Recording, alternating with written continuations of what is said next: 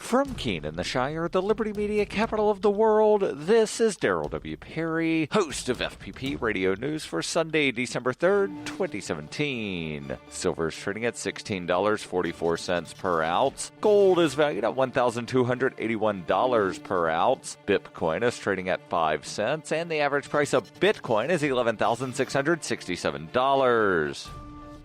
Antiwar.com reports American presidents have long sought to avoid the question of Israel's capital city, putting off any change in recognition for decades. Officials say they believe that's going to change with President Trump, however, and that next week he will recognize Jerusalem as Israel's capital city. Israel has claimed Jerusalem as its capital city since 1980, though this includes substantially parts of Jerusalem occupied militarily during the 1967 war, and internationally almost no one recognizes this. As far as most of the world is concerned, the capital city of Israel is Tel Aviv. Trump's decision to recognize Jerusalem is a big issue because of its implication on the Israeli occupation of Palestine. It's likely to be a half measure, however, as officials say Trump will not relocate the U.S. Embassy in Israel from Tel Aviv to Jerusalem. Palestinian officials have warned the U.S. against any potential changes to Jerusalem's status, saying it's not just a Palestinian issue, but one for all Arabs, Muslims, and Christians, and that they've warned the U.S. repeatedly that it is a red line issue.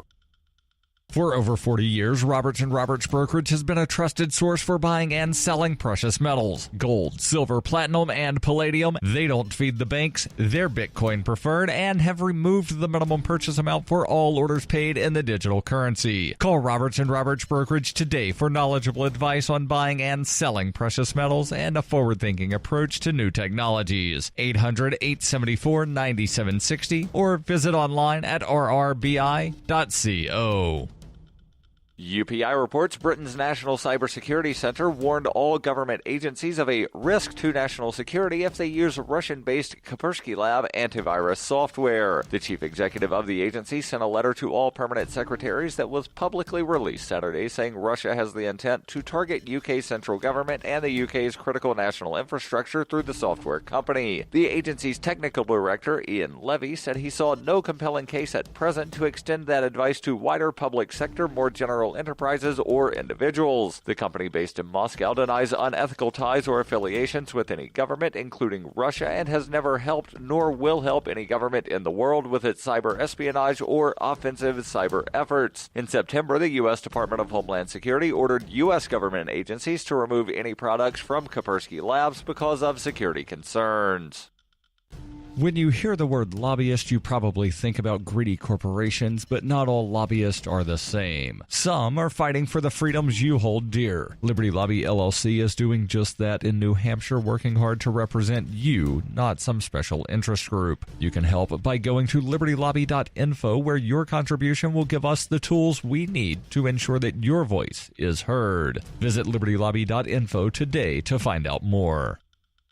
Reuters reports the U.S. Senate narrowly approved a tax overhaul on Saturday, moving Republicans and President Donald Trump a big step closer to their goal of slashing taxes for businesses and the rich while offering everyday Americans a mixed bag of changes. In what would be the largest change to U.S. tax law since the 1980s, Republicans want to add $1.4 trillion over 10 years to the $20 trillion national debt to finance changes that they say would further boost an already growing economy. Trump, speaking to reporters as he left the White House for New York hours after the pre-dawn vote, praised the Senate for passing tremendous tax reform and said people are going to be very, very happy. Once the Senate and House of Representatives reconcile their respective versions of the legislation, he said the resulting bill could cut the corporate tax rate from 35% to 20%. It could be 22% when it comes out. It could also be 20%. Celebrating the Senate victory, Republican leaders predicted the tax cuts would encourage U.S. companies to invest more and boost economic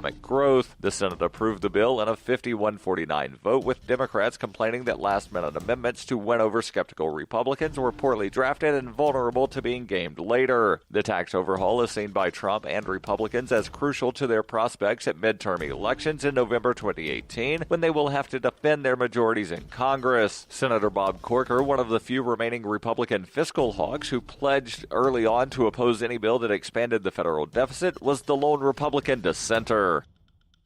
This has been FPP Radio News, online at fppradio.com.